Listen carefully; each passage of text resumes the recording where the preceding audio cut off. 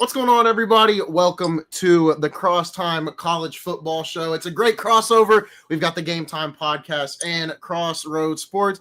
Me and Darrell here today, along with Brandon Reef of RoadSports. I haven't been here for the last couple of episodes, but I was like, I got to make it in for this one. So I am happy to be here. It's going to be a fun conversation. I'm excited to get into it today. Darrell, I know we've got guests, but I'll throw it to you first because I know there's something you got to do first.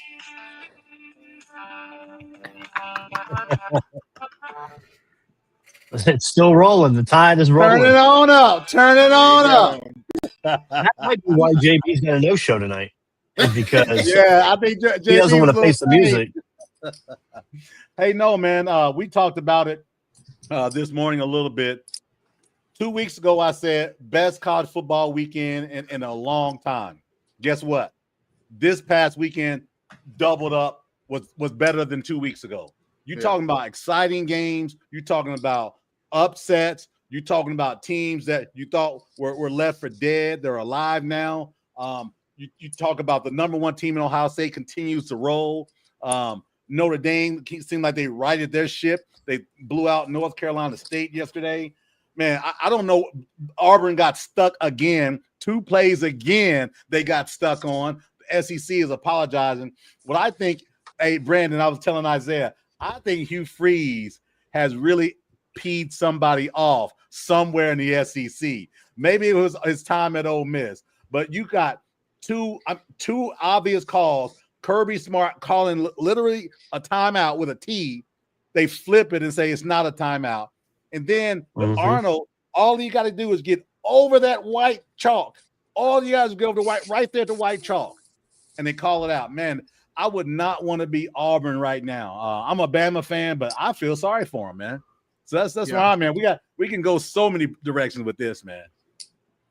No, I felt horrible for Auburn. I've got a friend that's an Auburn fan, and he was like, they just let Kirby get away with anything, Georgia. Da, da, da, da. He was like, I hate it. He was like, they just let Kirby get whatever he wants. That sounds like my my buddy with me with my boy Lane Kiffin. So, which I kind of called it a little bit ahead of time to Jonathan on our other show was Ole Miss, Washington State. I thought that was way too many points in a look-ahead game before Georgia this week. So couldn't you tell? Thank God they pulled it out. Oh. Yeah. Was it a noon game too, Brandon? That was the other thing. Wasn't it a noon game? I think, or 3:30 game? I think it was 3:30. I thought. Man, they look like they sleptwalked the whole game. Yeah, 100%. One team I thought looked like great, and then they're starting to fall off, and I'm a little questioning how long the officials in Florida State are going to have to deal with it. But Florida State, bad loss against Pitt. They've had a couple now, big ones. They're falling out of the top 25. Those officials, they gave them another chance, but I don't know how long that leash is going to be. That's going to be tough, right? Because all the money they put into NIL for this upcoming season, from the quarterback, I think they've got either first or second most transfers from the transfer portal. It was them and Miami right there neck and neck. And it looked like it was paying dividends in the beginning of the season. They've hit a rut. The quarterback looked like he's back at Boston College again, man. Like he can't get out of his own way. Yeah. So I'd be, looking at it, and I guess my thing is, I don't know where. I mean, there's going to be a plethora of opportunities available this offseason. Oh, he's not going to no-show tonight. There we go. There he is. They were worried that he was going to no-show tonight. JB, you doing all right? I mean, he's freezing on my screen. Froze. Yeah, he's the froze. We'll keep on rolling. He'll kick in when he can. Yeah. I heard him. What's the biggest thing? The fact that James Franklin and Penn State pissed down their leg once again. And I called it 2 weeks ago that this guy needed to be fired. I called it last week. He needed to be fired. People called me crazy. I know it was a $50 million buyout, but it finally did it.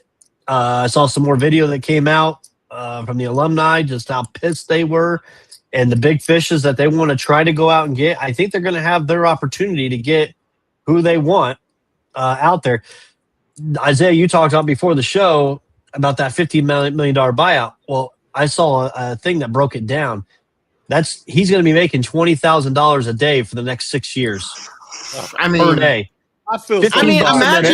Imagine walking to the office in the 80s, like, hey, we're going to let you go. And you just, your agent tells you, and he's like, 50. Hey, listen. I'm going home. Yeah, I'll go home. Hey, those of us been around a while. Some of us have seen that going away money, right? And my going away money was never this big, but it does feel pretty good when they say, well, we don't need you, but oh, by the way, take this check, right?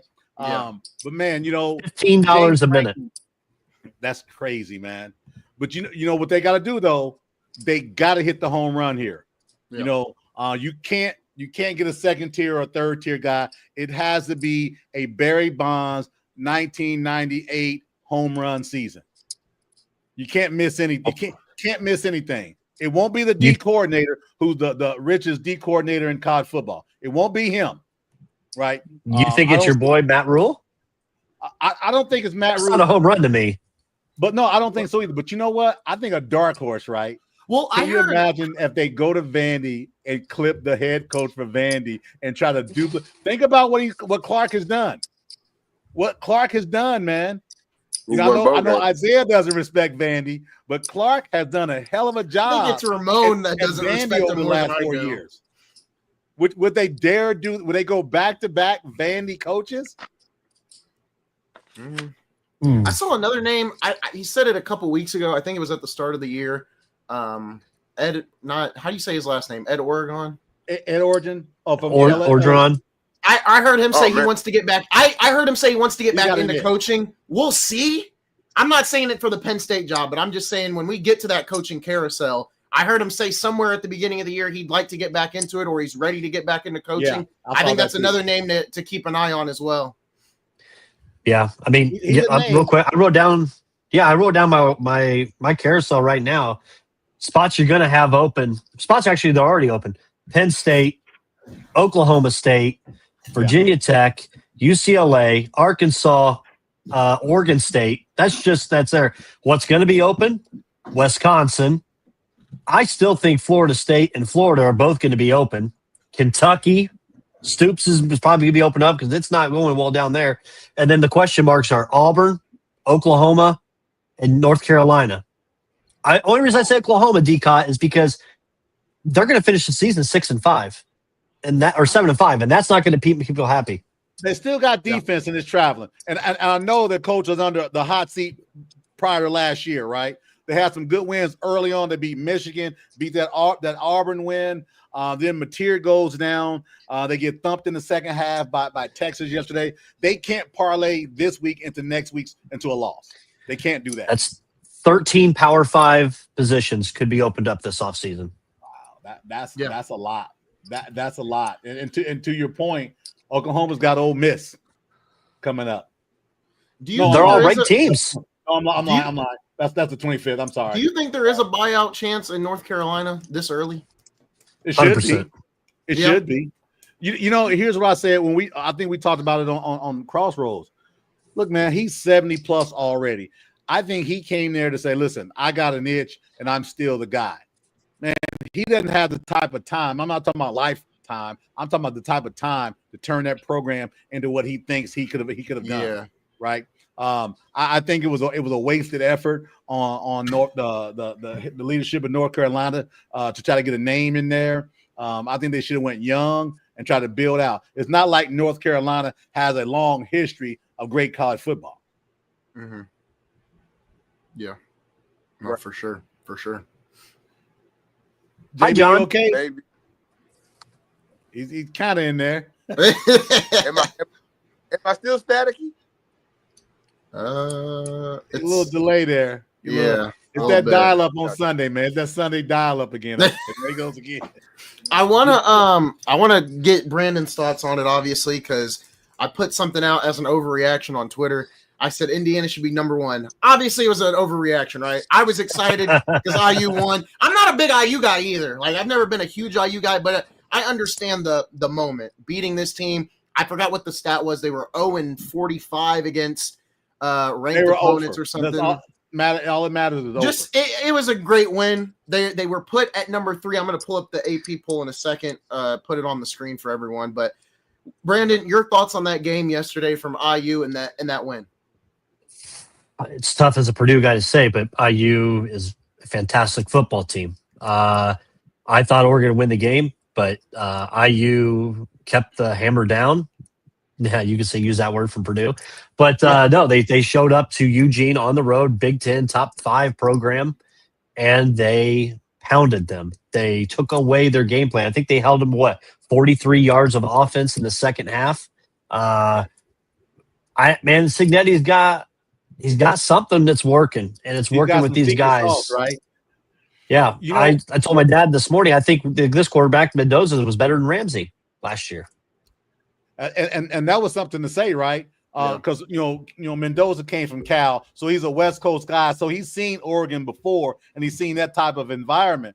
But coming from the West Coast, from California to Indiana, no one saw this coming. I know there's somebody out there that said, "Oh, I knew it was going to happen." I don't think any of us knew it was going to happen, especially after that pick 6 he threw. Man, after that pick 6 he threw, we were just about to leave and go to the Pacer game last night. I was thinking, okay, here we go. They're going to tie it's tie game, and the best team's going to win out in the end. He said, "No, hold my beer," and that's what's more impressive to me than if they would have won the game 37-20. Yeah, you throw a pick 6, tie game on the road, and it was starting to rain. If you remember, it was starting to rain, and they turned around and said, "Hold my beer." That's impressive, Indiana. We talked about that. They're building up Isaiah. Yeah. This is a signature win. And I had been saying it as the weeks building on. It was a quote I got from the coaches at IU East. You can either be the best of the best or the best of the bad. And IU proved tonight, right? We've talked about the Big Ten consisting of only 3 real important teams: Ohio State, Michigan, and Oregon. And I think tonight, or after yesterday, I think it's now a big 4, depending on what Indiana can do the rest of the season. Well, remove Michigan out of there. Michigan's they got their they still got the national title, and it's not far away. But I get your point. This year, I get your point. Yeah, Mr. Moore is going to be gone in 2 years. I'm going to get him in a little bit too. But I think IU has a real chance to make themselves one of those people of the Big Ten where it's like we know they can compete nationally now. And I think for IU, not saying it's a national championship appearance or nothing, but I think second round of the playoff is definitely a possibility that can happen, because I don't think they beat Ohio State in that conference championship game. But if they do play in the first round, I'm pretty confident they could beat whoever in the first round, barring whoever it is. Game in Indianapolis. You said what? Is the Big Ten championship game in Indianapolis? Yeah, it always is. I tell you, I'm going to mark it here.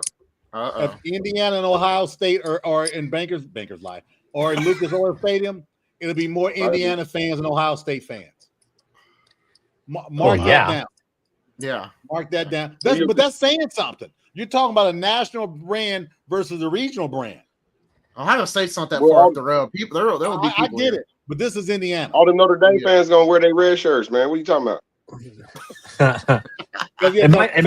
My tweet at you. The Tangerine Bowl. My tweet at you, Isaiah, wasn't that shot at you. That was me trying to get in the good graces of Columbus again, because they've been at me all year. So I had to say there's still a team in the Big Ten at first. We got to chime in on them too. JV's back. Go ahead, JV. Hey, we've been talking for 17 minutes. We got to give JV his time. I had to get off the T-Mobile service and get on the AT&T service, man. So there you go, man. The power of digital. I ain't about to kiss no ribs to Alabama, man. Nah, man. We ain't about to do that, man. What's that? I took Mizzou. Crossroads Sports, this half of Crossroads Sports took Mizzou. Technically, Mizzou didn't win, right?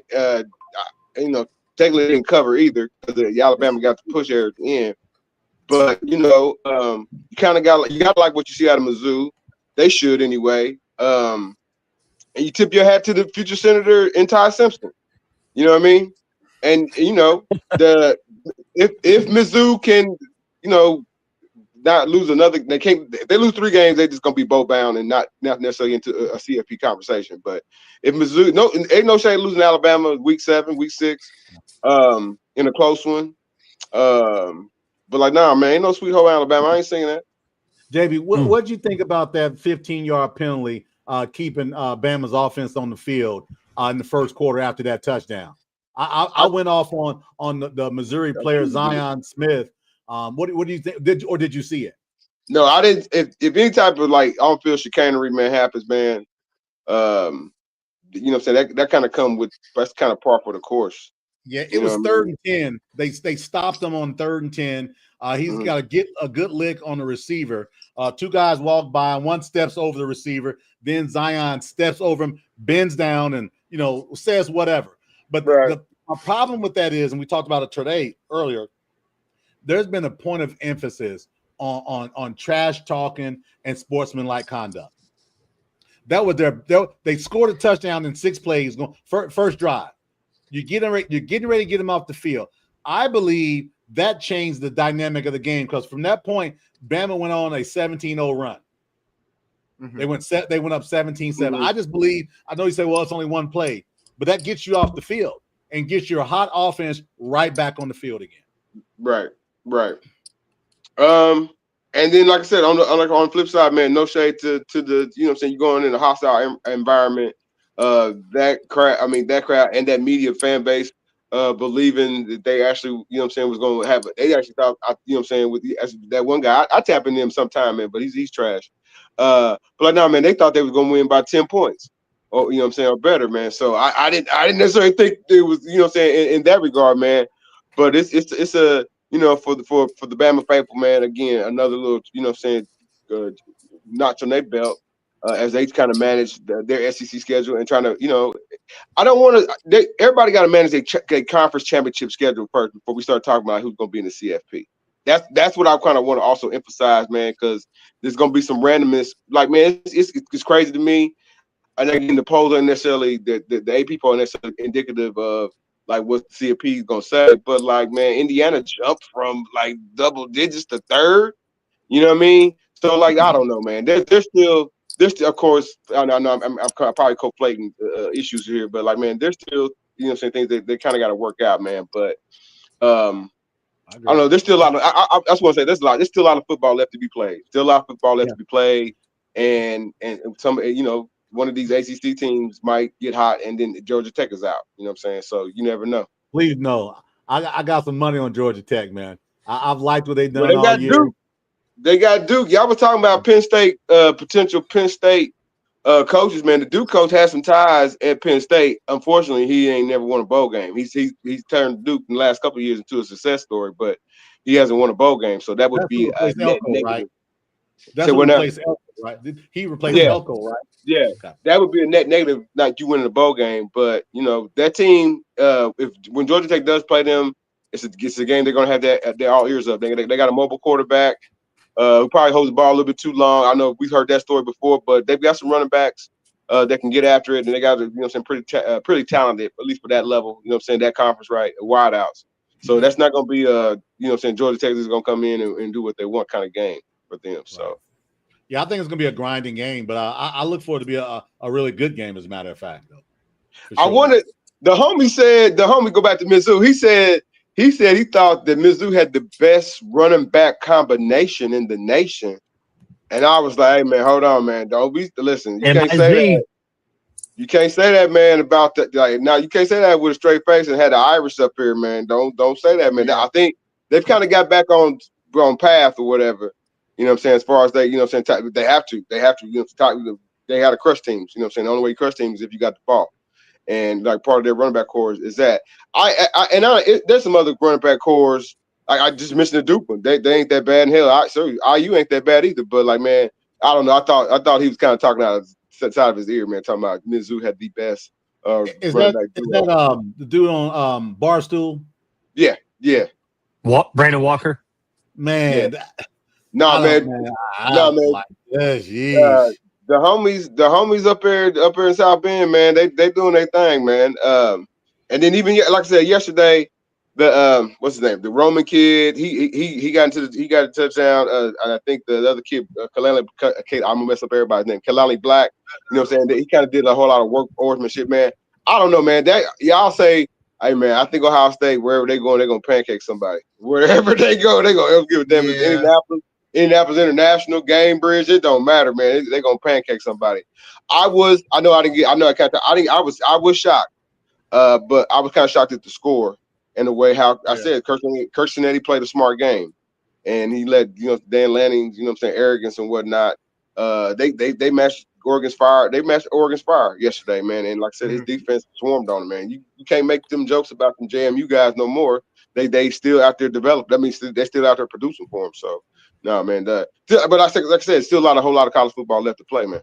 For sure. Notre Dame plays USC next week. What's the thought process there? Because obviously, Darrell, you remember we had a heated debate about Notre Dame and IU and everything else. And obviously that IU game, it beating Oregon, it shakes things up from that conversation you and Ramon had. But with Notre Dame taking on USC next week, it looked like there was some cause for concern when it came to USC after the loss they took. Who was that to? Not Illinois. Yeah, it looked like there was some cause for concern, but I think, they got back on track this week.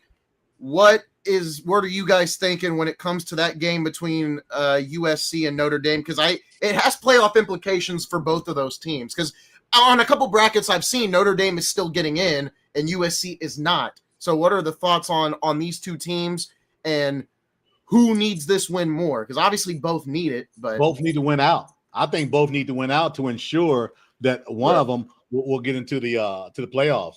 And I think Notre Dame has an easier road. Look at their schedule. Yeah. So I think Notre Dame has an easier road, but I don't think that USC is out of the cards if they run the table as well. Brandon, what are you thinking? I think it's much more needed for USC. I think they need it more just because it's going to be a nice resume builder for them with that. Notre Dame just went to the Natty last year, so their fan base is not content, but they were surprised and kind of, oh my God, this is a route we made. But Lincoln Riley, I don't think has a signature win against his rival. Really, that's a feather in his cap that that fan base is going to need. They're not going to spend many more years outside the playoffs, so this is a run that he has to get. And you start in South Bend. It's going to be tough up there. 7:30 game. I don't know what the weather. I think it's probably in the 60s probably for game time next Saturday night. But 50s up there, probably in the 50s. Probably a night game. Spreads Notre Dame -7.5. I think Riley and them need it most. I would agree, and I think we talked about it probably 2 weeks ago, where it was like this Lincoln Riley USC tenure. Other than Caleb winning the Heisman, I think overall it's been a failure, right? They almost made it to the 14 playoff a couple years ago, and then they dropped that game to Utah. I believe it was Utah, and it kicked them out of the playoffs at that point. They've gotten close, but and obviously if it was a 12-team playoff, it'd be different. But that there's no what ifs at that point. They missed the playoffs that year, and that was probably a year they probably could have competed with any team. But I don't know about that for sure. Obviously, that's a game of what ifs again, but. This Lincoln Riley tenure at USC has not been pretty whatsoever. I think last year it was rough. They're definitely looking for a bounce back year, and I would agree with Brandon. I think they need it more. JB, what are your thoughts on USC and Notre Dame? They have to have it because if they don't win this year, we're not going to have the rivalry anymore because next year is the last year of the contract, and USC has been non-committal on extending it. Oh, okay. So gotcha. Nah, my thoughts kind of turn around everybody else's, man. Don't trust no California teams playing kind of come play East, man. They probably, they look very impressive when they USC played Purdue. I think was that week 4 or something like that, man. And then they had to come back, and then Lincoln Riley was complaining about having to play Illinois. I mean, come on, man, stop it. You a national brand, like, dude, they got you here on a jet plane, man. Stop it. So, like, you know what I'm saying? Other coaches have done more with the same. I'm gonna say more or less, but the other coaches, you know what I'm saying, you have been held accountable. You know what I mean? So like, nah, man, this Lincoln, you bring up a great point. This Lincoln Riley situation has been a kind of errors just a little bit. I think Notre Dame take care of business, man. They probably show them the door. They probably let USC score two touchdowns. Other than that, man, it's probably gonna be a 38 type of game. Sending USC up out here back on the Pan Am Express, man. See you later. Hey, I just noticed something. I'm looking at the schedule. I apologize. There's no way USC wins out. They're at Nebraska. Iowa comes to USC. They're at Oregon, and they finish up with UCLA. And you see what they've done the last couple of weeks. The USC has no chance.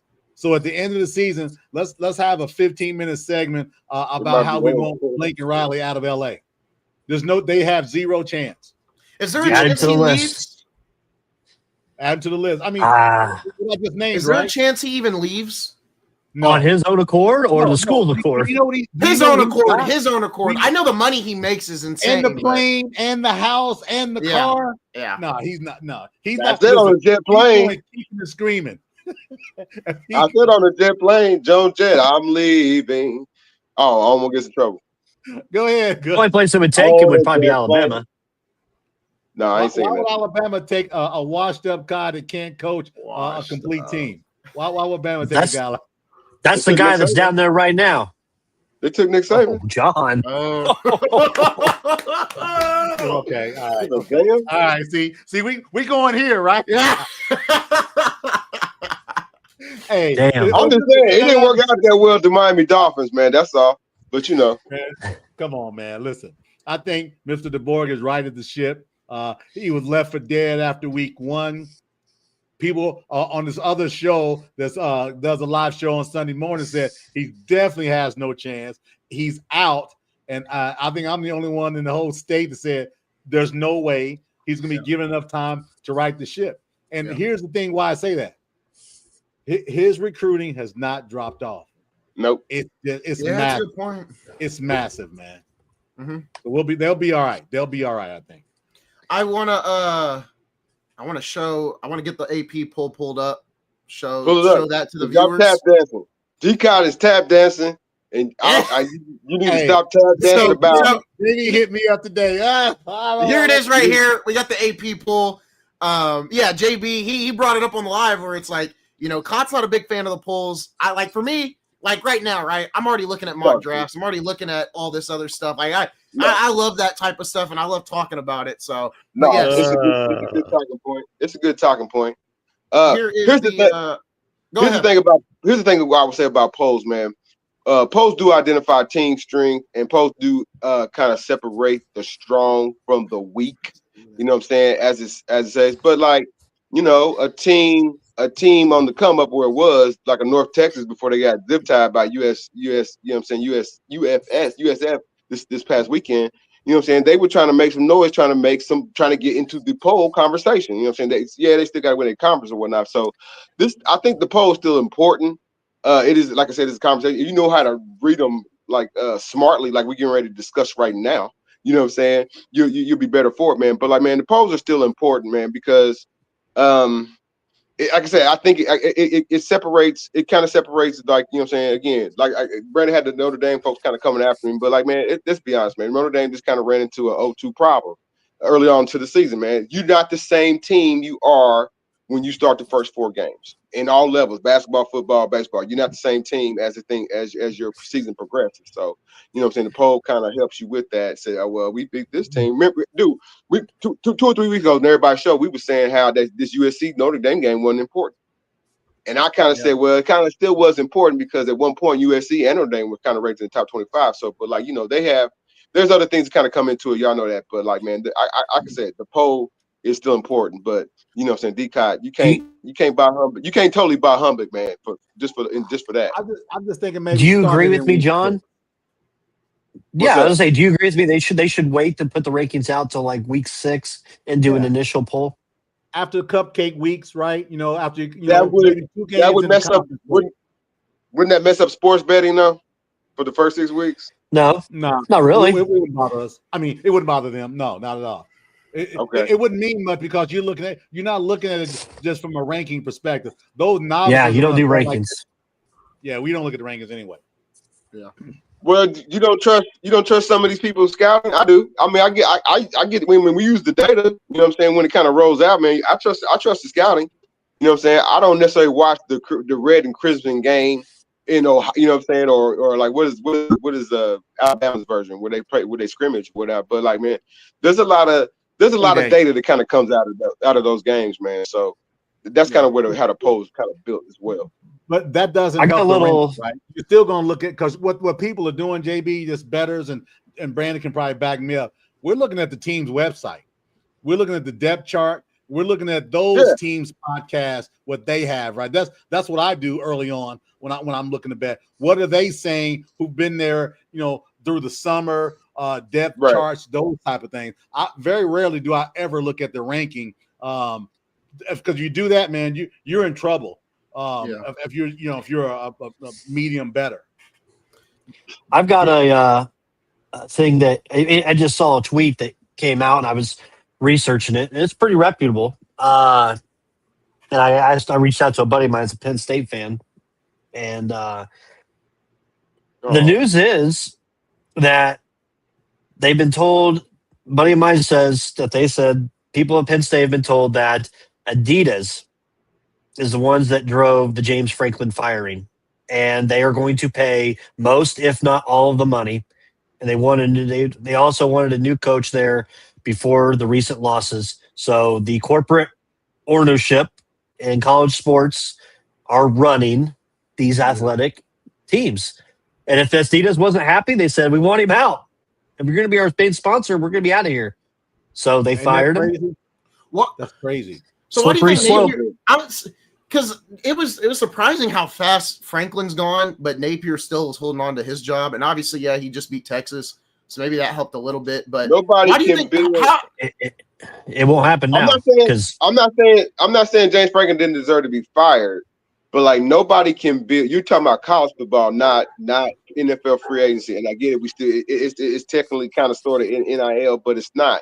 You still got to build and motivate these dudes because they want to get to the NFL, or they know this is really their plateau, right? Which is why we have some long in the 24-year-olds out here playing football. So, but like I don't think you can't snap your fingers and have an overnight football team.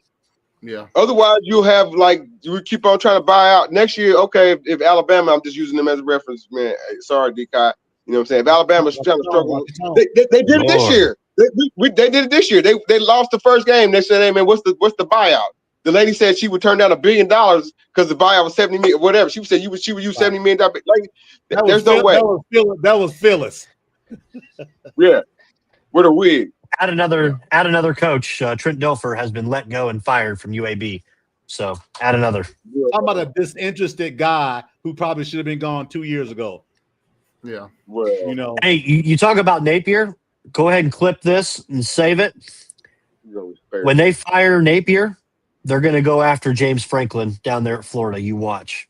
And who blames? I think for Franklin, right? And we talked about Franklin's got the open concept wherever he wants to go. We talked about it a couple weeks ago. I think Darrell was the one that said it, right? Like, I was on Penn State a lot where I was like, yeah, they're there, but they can't ever win the big one. But to Franklin's point, and Darrell said it way before me, that he's built a winning program, and he wherever he goes, off the heels of a situation where you had a pedophile coaching for years.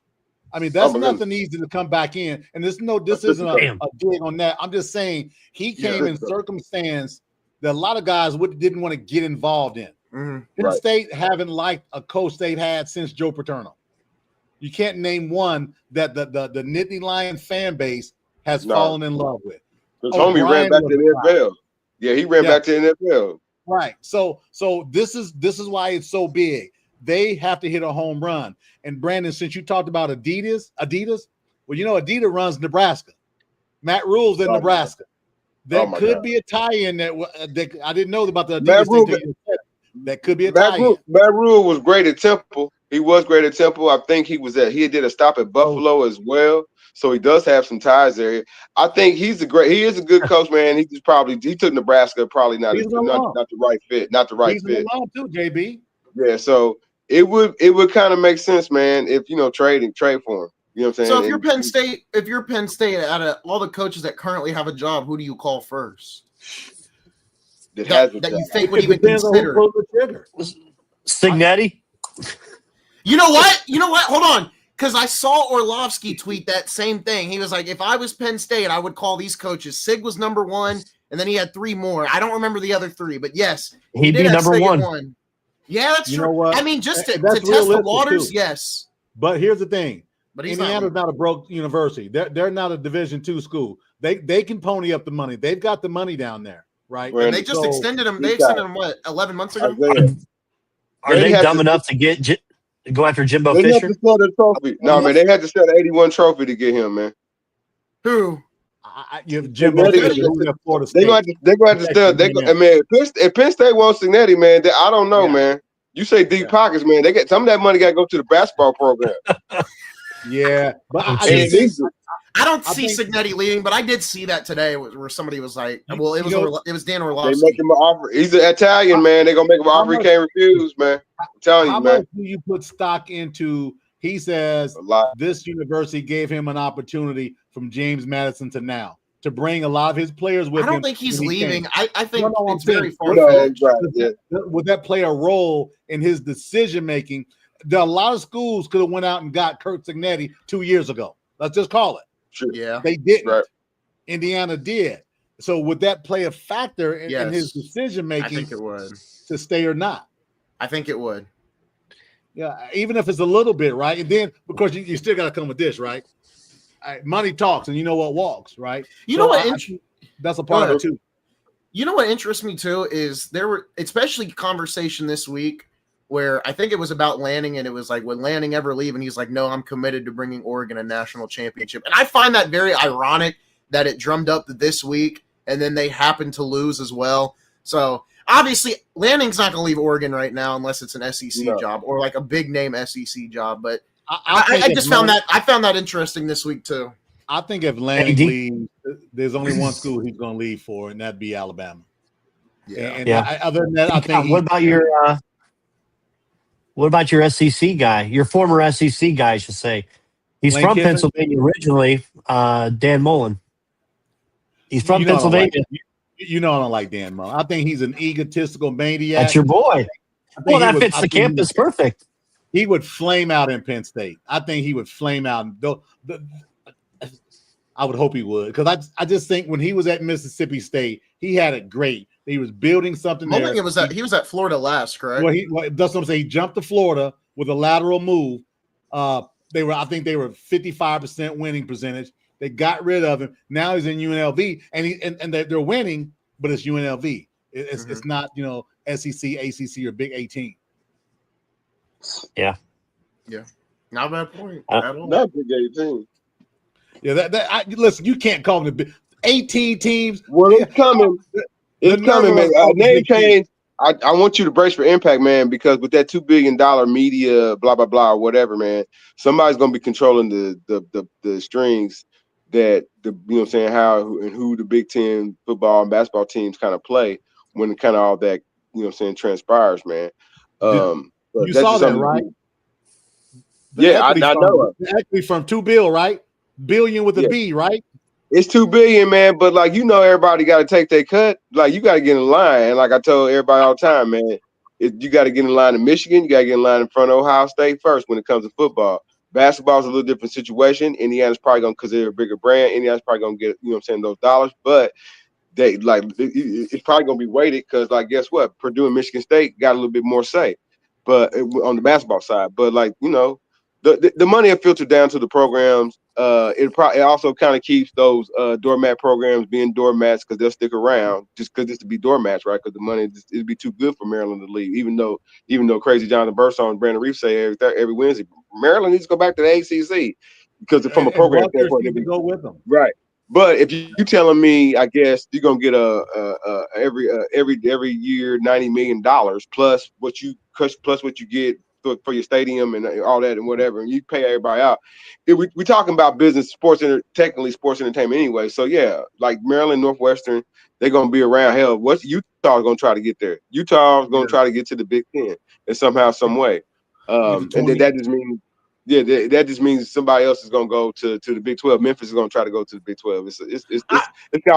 It's all kind of, you know what I'm saying, like a domino thing kind of happening. But I would be careful, because when you do make these moves, these teams have they see dollar signs, but we still aren't in a, even though we had like how many coaches get fired before Black Monday, like, you know, so or you know what I'm saying, at the end of the season.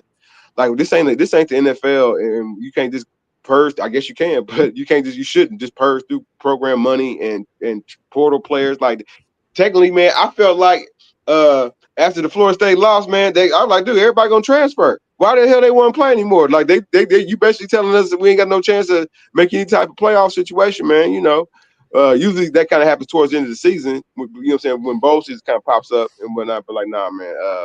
It's a wild times we are in with this college football, man. We really are, with the changing and the inflexibility of everything. Here's a question on that, right? We talk about transferring. I've said this for a while, and this was the rule back in the day. If you were a college athlete, if you transfer within the conference, you had to sit out a year. You had to go to JUCO and come back. I just believe they need to bring just that back, because guardrails are still needed. I love the NIL. I love all the transfer portal. I love that. But the way when a guy can transfer 3 times in a 4-year period, that's a little much. There's got to be a consequence. And I think that consequence of you can transfer twice, but you've got to sit out a full year. I think that'll be a deterrent on some of these young men, and can help stabilize things. Yep. Yeah. I had a question first. I would love to do an episode about conference realignment. I think that would be really good. And my question for all three of you guys, because you guys are more in the know about college football than I am. I love the sport, but it's not my bread and butter. Memphis was declined a spot in which conference? Was it the Big 12 earlier this year? They wanted. They really want to get to the Big 12. I don't know why. Because like who you gonna be recruiting? I know they were declined a spot. Why were they declined exactly? Was there a real reason as to why? Probably money. And their history. You know what I'm saying? Not that they have a bad history, but is it because of like the Penny Hardaway thing that happened a couple years ago? And it don't have nothing to do with that. It has nothing to do with the coach. It got everything to do with like how much the team brings in and like how much the Big 12 didn't want them. There's lack of support from the conference leadership, I think. And what value do they add? Yeah. I said last week, not last week, but a couple weeks ago when USF was about to play Miami, I was like, USF to the Big 12 wouldn't be a bad idea either. Yeah. No, not the at new all. Pac-12's coming back next year, so with what? Hawaii, Alaska. At least we have it. I need football. Pac-12. I need Pac-12 football to bet on late. And then Gonzaga. Well, Gonzaga doesn't have football, but they'll be there for basketball as well. So maybe does UCLA doesn't go back to the Pac-12? They got the Big 18 money. No, they're not going back. Not with that $2 billion. They that basketball brand gonna keep them in the Big 10. It's a wrap. UNLV probably goes. I'm guessing, right? Yeah. Something like that. Yeah. Eli McCullough, he's one of our big. He watches the GameTime podcast a lot. He put it earlier in the chat. He said Matt Rule, Penn State. So that's where he's thinking. I don't think that's out of the possibility. I don't think. No. Do you want sexy or do you want winning? Right? Or do you, what's he done in Nebraska? I say he ain't won in Nebraska. Yeah. Do you want to play? I was going to say, do you want to play off? That's what you want. What year's Raiola? Who brings you a playoff appearance first? What year's Raiola? He's a junior. Is it John Gruden? Is it someone else? If Raiola enters the draft this year, I think there's a real possibility Rule leaves because like if he doesn't have a quarterback, let's say he doesn't have a quarterback that he's like that fond of, right? That he's got coming in. Why not leave it? He's a sophomore, I think. No, Brandon said he was a junior. So I mean, if we're Raiola's a junior. I think he's a junior. I think he's a junior. Isn't he? I thought he's already. I think he just completed his sophomore year. It's like yesterday we told Georgia no. Maybe he's a sophomore. Looking him up. We need to get some interns on this. I know that's what we need next. That money, right? Sophomore. Okay, he's not anywhere anyway. I don't think Rule would leave until Raiola leaves. That's kind of how I'm set. I kind of look at those two as like a package deal in some sort. Forget about Penn State then, because that's going to be filled by June 1. I mean, excuse me, before the first signing period. Yeah, I said June 1. I said that February 1. Right? That Penn State job's here's another thing. That Penn State job, depending on who really did the buyout for James Franklin, the $50 million, which, John, I said before you got on, he's making $20,000 a day now, $15 per minute, $913 an hour. But that's $50 million, okay? JB, that's $20,000 a day. That's $20,000. Oh my God, $20,000 a day for the next 6 years. $20,000 a day is that's including my ass money. I had to say it. That's kiss my ass money. I'm not coming to work. What are you talking about? ESPN? I'm starting my own network. $20,000 a day. So podcast. No, man. So it's $50 million for Penn State that they're paying to get rid of Franklin. If they would go get Rule, I just looked it up. To go get Rule, the buyout is another $49 million. Jesus, never mind. Never mind. That's $100 million. Never mind. And another 50 for a guy. Well, you probably not happening. Not happening. It probably needs to be a coach who's not coaching right now. Then. Or what about Ed? Eddie George? You want Eddie George to come up the way? No, Ed. I can't say his last name. Ed Oregon. Rules is the number 10th most expensive buyout as of this year. Wowza. 50 mil, 100 million. Who's got it? The AD at Penn State was Rule's AD at Temple. That AD don't have $50 million or $100 million, does he? Yeah. What about South Carolina's coach? He's not going back to Tech where his daddy was. South Carolina's in a little bit middling. South Carolina is never going to be top echelon in the SEC, no matter how much he wants to talk about it. Yeah. Maybe he's a good coach. He's a damn good coach. Maybe this is his opportunity. If Sellers enters the draft, maybe he leaves. I know he likes Sellers a lot, so I don't think he'd leave Sellers.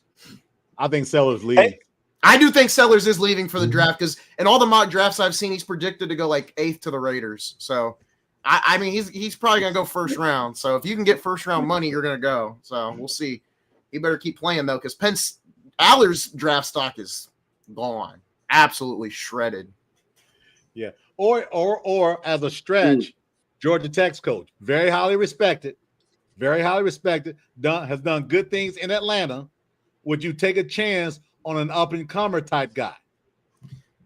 Brandon, I think this is a reply to what you said. LOL, Big Ten just got billion-dollar deals. They can afford it. Oh, yeah. They haven't told them if they signed the contract yet. They like cigars with $1,000 bills. Like, man. Yeah. Hey, let me ask you this, D-Cot. Would Heupel or Jeff Brom, would they be interested, do you think? I think Brom stays in Louisville. I think he's so? Done. Really? Remember, here's why. That's his school. He didn't take it first when he went to Purdue, right? Then he leaves Purdue and goes there. There's not a lot of pressure on him. He's going to win 7 or 8 games a year. They're okay with that. Why would you play Luke Fickell? Why would you be Luke Fickell? Right? I think Brom is in a good spot. He's been around a while. It's not like he's young in the tooth. They play Miami this Friday. Yeah. Just for shits and giggles, how much do you think Kirby Smart's buyout is?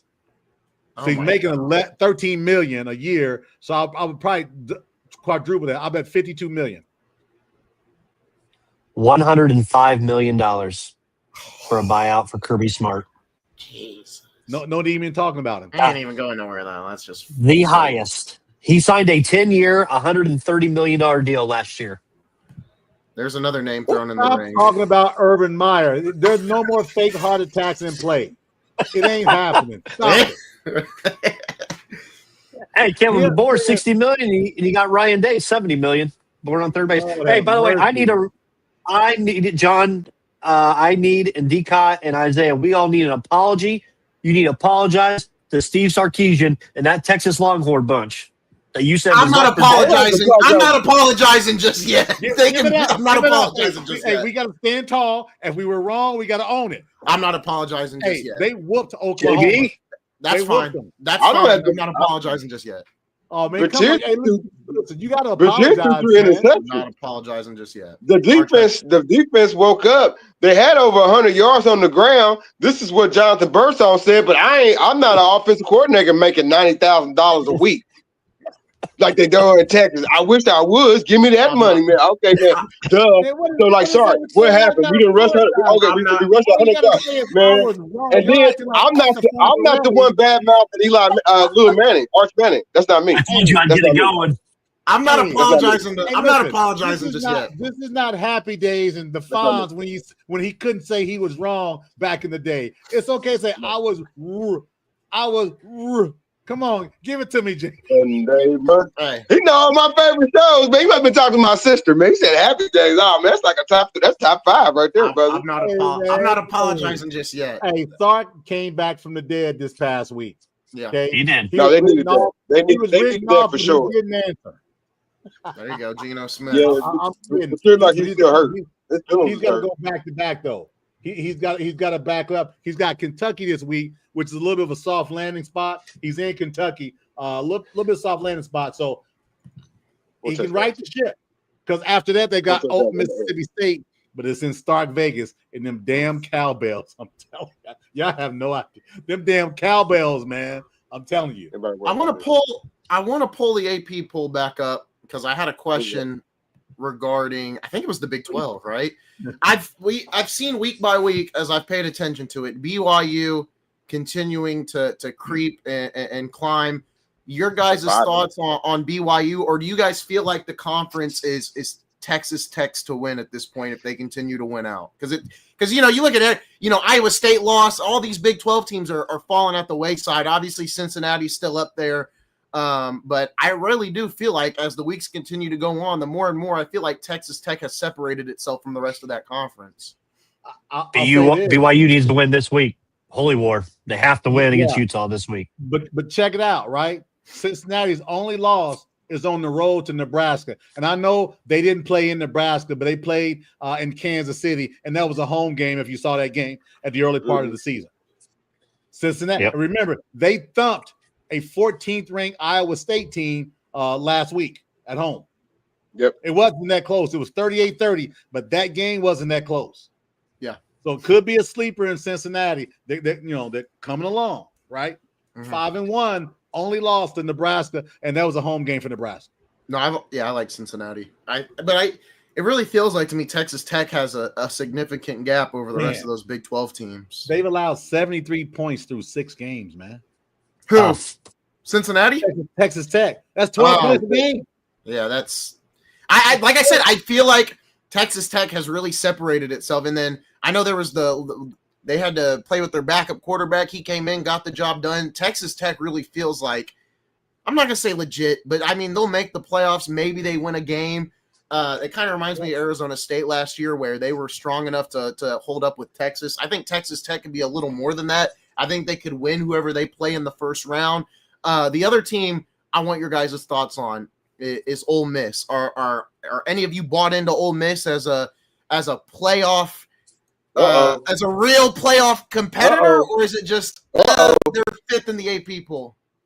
You asked the wrong. Hey, Brandon Reef, take it over. The lane train. Hey, Landon. Hey, man. Brandon and Lane are he made me a believer.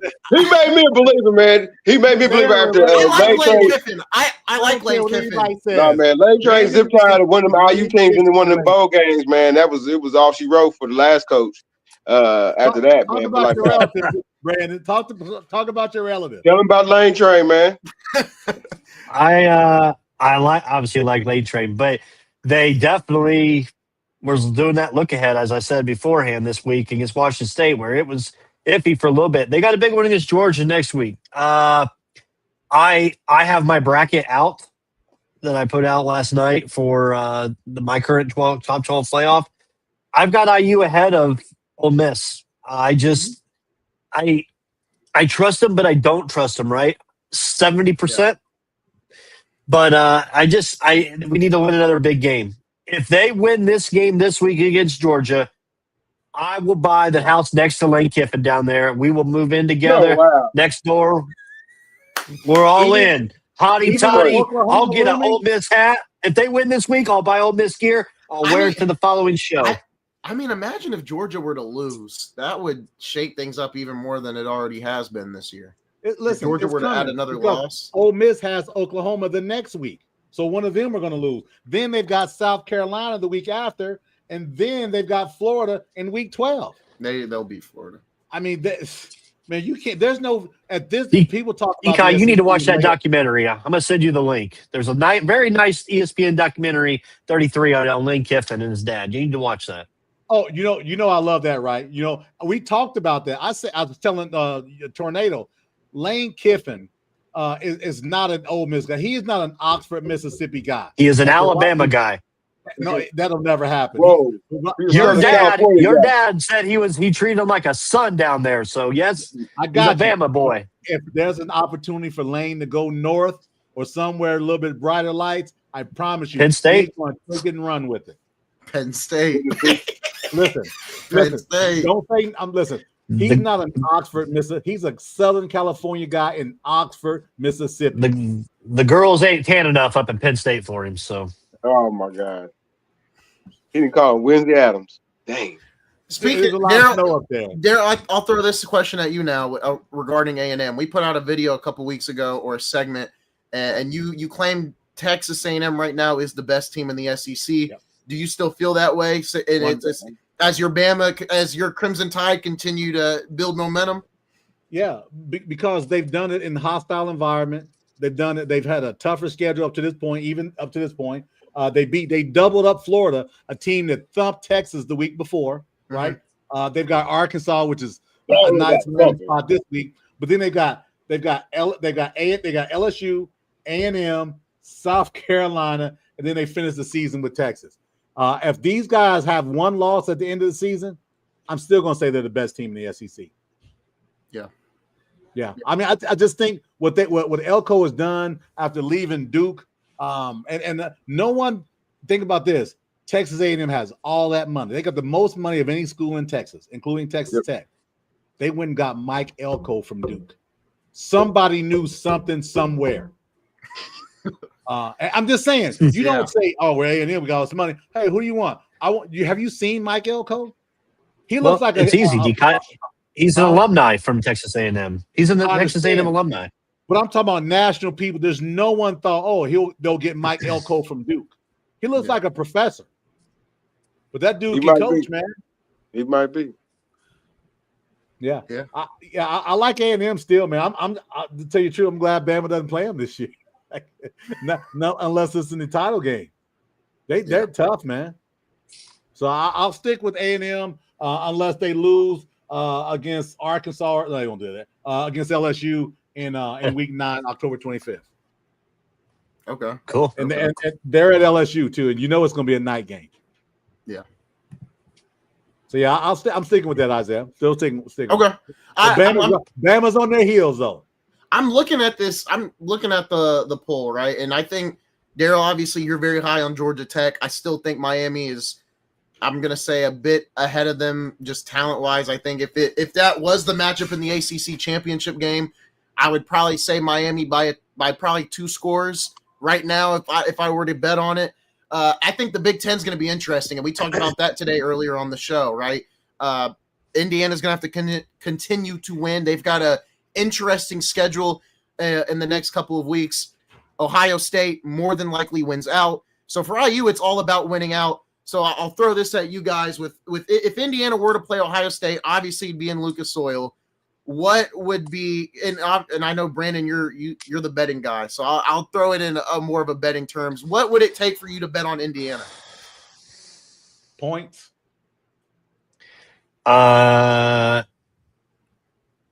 8.5. Okay.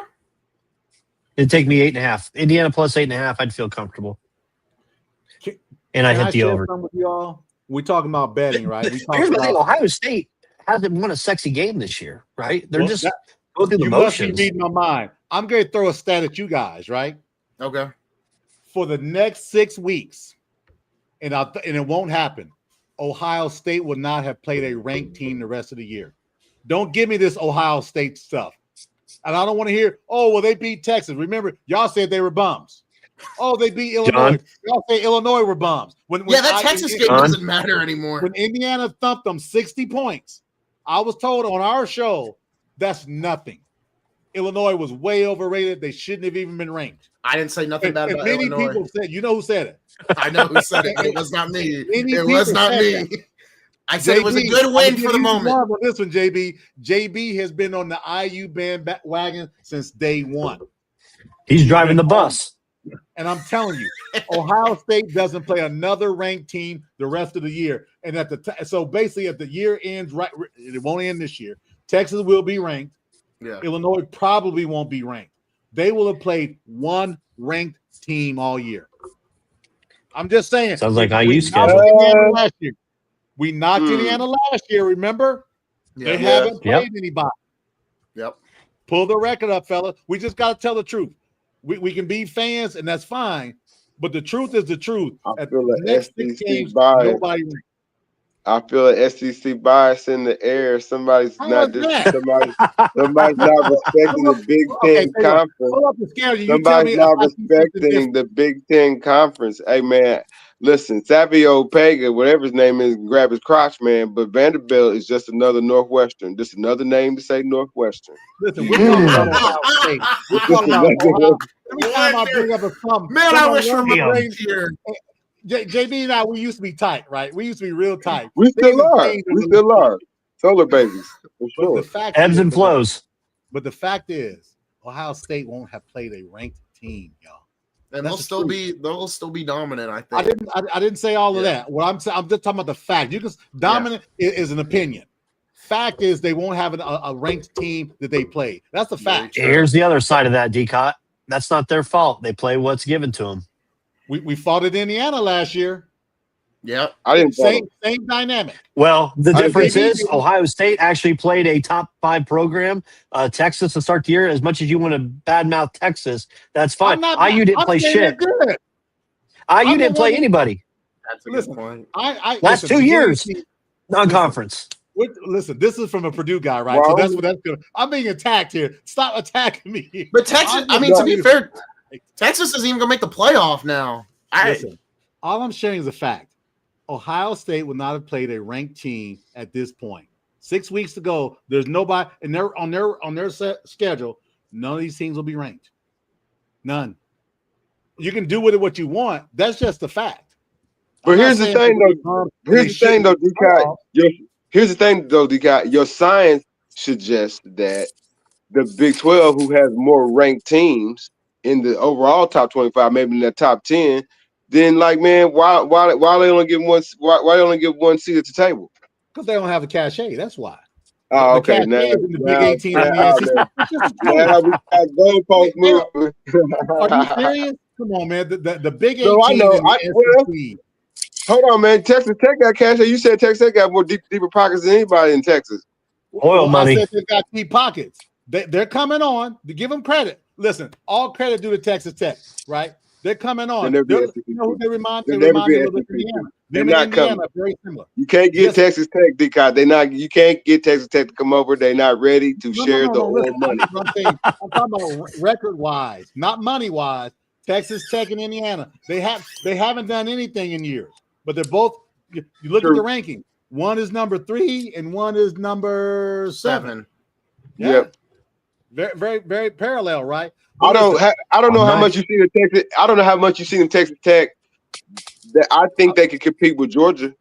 If you want me to tell you what I've seen of it versus kind of what is out there, I think they can. And it'd be a close game with them in Georgia. You know what? I don't disagree because Arizona State held their own with Texas last year, and I think Texas Tech's a better version of Arizona State. You got to be careful when you're comparing wins and losses, right? You say this team beat this team, so they should definitely beat comparing the team. You know me, I got one good eye, man. No, man, I know who can and can't play, man. You can see the difference out there, and you can see how if they have depth and waves at linebacker or whatnot, and all these things, man. And Texas Tech Texas Tech got what Georgia got. I mean, they don't have Kirby. You know what I mean? I would edge them in that. They don't have the depth either. They got some good depth, man. I don't know. There, you better take a look at them. I'm talking about the Georgia depth, just like yesterday's game with Missouri and Bama. Missouri's got their frontline players are just as good, but then when you go into that third quarter and fourth quarter, that's where things happen, right? And I'm not saying Georgia. I would pick Georgia over Texas Tech. I'm just saying. No, I was just using them as you know what I'm saying. They on that level. They could play with Georgia. They're gonna have and I'm not talking about catch up. I'm not talking about catch up play where Boise is looking down like, man, they can't run the ball past, you know what I'm saying, the hash marks, man. I'm talking about Texas Tech can play with Georgia. The beauty of it is 12 games, 12 teams. We're gonna have an opportunity to see it. That's what you got to love about this. Yeah, we can talk about it all day long. One of these finally settle on the field when things happen. And we're the winners in this. Yeah. Notre Dame is getting in, D-Cod. You're going to have to deal with it. Notre Dame is getting in. No, they're not. No, they're not. No, they're not. If they get in, it's a travesty. If they get in, it's a travesty. It's not. It's going to happen, man. You got to embrace the Catholicism. It's happening. They're going to lose to USC this week. They'll lose to USC this week. Okay, if that happens, it ain't like a 2-loss team, or that could be a 3-loss team. If they lose this week, it's over. They won't make it. It'd be over. They're going to be USC. They got Boston College, Navy, Pitt, Syracuse, and Stanford. They're in the playoffs, man. They Robinson gonna be at that game. They Robinson gonna be at that game, man. Don't shade that Navy game, man. They Robinson gonna be there, man. Man, they can put a 3-loss SEC team in there instead of Notre Dame at that point. Notre Dame doesn't need to be in. Notre Dame, man. Like no, a 3-loss. Why? A 3-loss SEC team can go in. No, we would put another Big 12 team in there, wouldn't we? No. I don't know. I'm just saying a Notre Dame perspective. They're going to have 2 losses, and they would have, again, they're very similar to Ohio State the last 6 weeks. They're going to get in, man, because they're Notre Dame. They're a national brand. That's ridiculous because the 2 teams that they lost to are top 5 in the AP poll. Now, if these 2 teams would have lost and they're nowhere to be seen, I would say, okay, yeah, maybe Notre Dame should be in, but the 2 teams they lost to are at the very top of the AP poll. I don't want to see Notre Dame in the playoffs. I don't. Maybe I'm biased. Do you see any? I have no issue with Notre Dame. I just don't think they deserve to be in at this point right now. No, nobody sees any more Big Ten spoilers on the schedule. Penn State, Indiana. What do you think? No, that's a pothole. That is a pothole in my lawn. I promise you. Indiana will win. I'm just saying, man. The rival games always kind of are very interesting, and you have Ohio State and Michigan, and that's always interesting. I think A&M and Texas is a game to look out for. If A&M continues to roll, say Texas builds some momentum and they can win out, which it's not going to be easy, but that's a hypothetical. A lot of momentum. They need a lot of momentum. Texas can definitely play spoiler to A&M at the end of the year and ruin a conference championship appearance for them or ruin something. The game last year, I was in Texas when they played it. I was for Thanksgiving, and I watched that game. It wasn't close, but you could tell A&M, I mean, they weren't far off from being a competitive SEC team last year. The cards just didn't fall in their favor, and clearly they build off this year. I love their quarterback that they've got there in A&M. He's going to be I think he'll be a good NFL quarterback when that time comes. But I like A&M. I think Texas has a chance to play spoiler. Like I said, I'm not apologizing to Texas just yet. They won't spoil anything. They keep winning. There's nothing they're going to spoil. Well, we'll see if if they have one loss, we'll see how much it makes or breaks it. I'm not saying, if they're undefeated and they lose to Texas, it probably doesn't matter. But you never really know at this point. Can you imagine what we're going to be saying come 1 November after that weekend, 2 more weeks? Yeah. I mean, things will be settled in a little bit better, but November 8th is going to be our time. The weekend of Veterans Day. Yeah. November 8th is going to be when all the arguments are pretty much settled, I think. Is Ole Miss still in this area around this time when we get there? As long as they keep winning. What's their schedule? It's not good. It's not good. They got what's their schedule? They've got I'm looking at it right now. They've got Georgia coming up, obviously, Oklahoma, South Carolina, the Citadel, Florida. Hey, need it. And Mississippi State. They can win all. They can win all those. Obviously, the Georgia game's the biggest concern, but I think they can. The sleeper also is Mississippi State. He struggles every year. Every other year when they go there. I'm telling you, it's a struggle. But that's the beauty of this, right? They've got a shot for sure. I mean, there's a real possibility we have a SEC championship game with no Bama or Georgia this year. I think there is a real possibility of that right now. Very possible. And LSU has what, one loss still? Yeah. So they're not out of it either. I gotta share this. This is a elimination game. This is the elimination game for Ole Miss. It is not for Georgia. Georgia can lose this game and still be fine because they've got at Florida, at Mississippi State, home against Texas, who's ranked, whether you like it or not, and then they play Charlotte, and then they are at Georgia Tech. That will be the big one for them, the rivalry game there at Georgia Tech. Yeah. So they can still get in if they lose this game. You got three other ranked games you can win. Would a 3-loss Georgia make it in over a 2-loss Notre Dame? No. If Sankey has his way with it, yes. Sankey's the Don. He's definitely the Don, but he'd have to pull some tricks on that one, man. It's fun throwing these questions out for Texas. Like I said, I'm not apologizing yet. Arch had a good game, but that's one good game against a competent opponent. Apologize next week. Who they play next week? Who do we say they play next week? Kentucky. They play Kentucky. That's 4 touchdowns. That's 4 touchdowns. You get the win. You get the win. It's gonna be. Listen, we're winning in all this. We've had some good debate here and some good topics here. But I'm telling you, we're winning. Every week is getting better and better and better each week. No, it's going to be fun. I like it. I mean, it's been crazy how this season has gone, even when we've covered it, right? There was a point where we were like, hey, LSU, they can afford one Kellyism, but if they get more than that, the season's over. That's the beauty. They got Brian Kelly, and something's going to happen there. So I'm that Kellyism was too early on in the year. I mean, losing Ole Miss isn't a bad thing. I mean, to be fair, Ole Miss was a little bit off of my radar. I knew I do like Lane Kiffin, but for Ole Miss, I just never saw him. Not as much as Brandon does. I don't think so, but I never.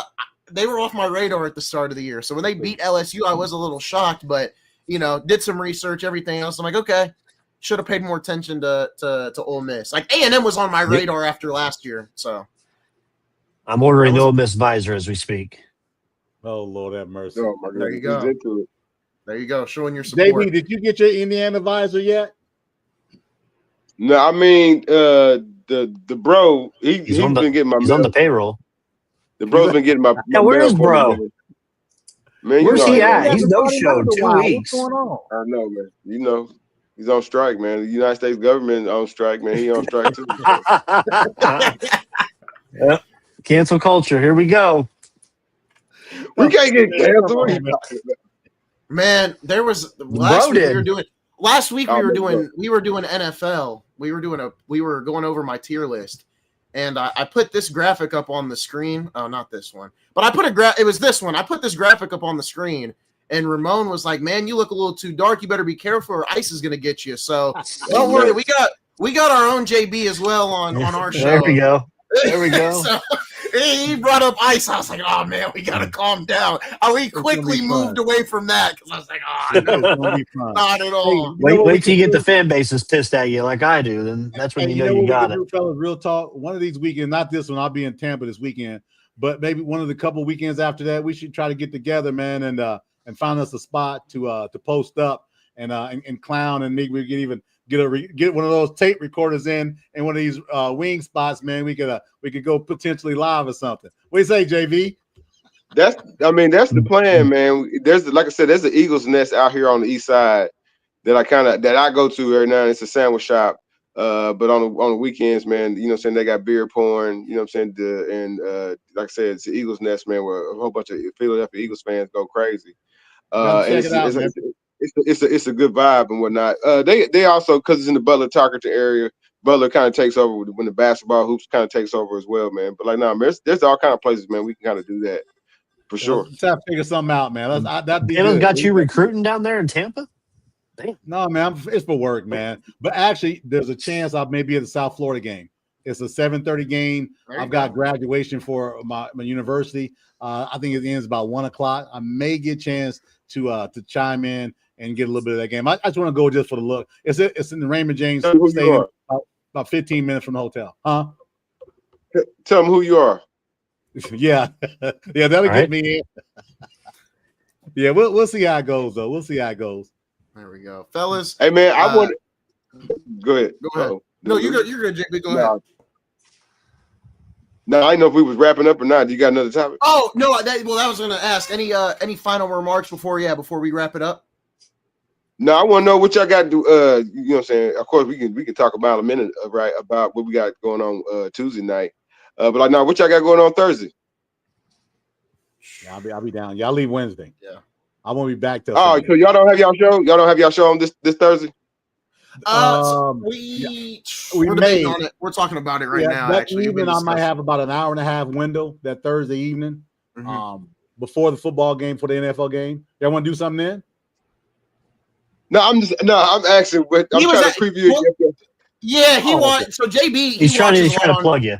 Yeah, he watches a lot on Instagram, and I know we'll do it evening. We'll do evening around around 5 is something like that. Sometime after 5 o'clock, but before the football for the NFL game. Yeah, JB watches a lot on Instagram, and then obviously the Crossroads. JB's a big fan, man. Guys, got to give me doing the show and everything. So yeah, Instagram. We get a lot of live followers watching on Instagram. We're doing pretty good on that. I forwarded this on our platform as well. That's what we also going to do too. Kind of do the cross pollination there as well too. And you know what? For JB and Brandon, when I'm at work, because I work at Kroger, and your guys' show will come on Wednesdays, and I'll pop that up while I'm at the register or whatever I'm doing, and I'll watch your guys' show as well. I comment in the YouTube live chat sometimes as well, so just to pop that in there, just in case you want to show my comment on screen, I try to pop in once in a while and watch your guys' show as well. But as long as we keep Reggie away and everything, that would be okay. He commented today. Oh man. Hey, speaking of that, real talk. When we go off live here, stay on, guys. I want to share something with you too. And something maybe you all can bounce something off as well too. So give a hot second. So go ahead and take us out, Isaiah. That way we can have a couple minutes. Well, folks, hold on. Me and Brandon got to plug out. Brandon, tell them about what we got going on Tuesday night. Oh, there you go. Yeah, I forgot. Let them go ahead. Tell them what we got going on Tuesday night. Tuesday night we got a exclusive interview. Former Ball State standout recently, Ball State Hall of Famer, and NFL wide receiver Willie Snead IV will be joining us. We're going to talk his time going up into how Muncie came about, him going through the combine, being undrafted and signing to making a mark with the New Orleans Saints and the Baltimore Ravens was maybe his stops. He also wants to get back in the league. So, you know, what that looks like right now is last time he was with the Miami Dolphins on the practice squad. So wanting to get back into the league. We're going to talk about quarterbacks. He's played with two of the great ones, Lamar Jackson, Drew Brees. So we're going to have him on Tuesday, about a 30-minute special with him. And then Wednesday night, we do our normal show. We'll be doing our picks. By the way, gentlemen, in my pick 'em with our show, I went 8-2 this week. So there you go. I was keeping up with that. There you go. They just keep before the game, man. I ain't dealing with that, man. We allow it. There you go. Well, fellas, that is going to do it. Folks, if you got the chance, make sure to check out the live show we did earlier today on the GameTime Podcast. We had the head coach of IU East men's basketball, Mark Hester, on the show today. Always good to have Hester on. We got more guests coming as well, so don't go anywhere, folks. Thank you guys for watching the CrossTime Show featuring the GameTime Podcast and RoadSports.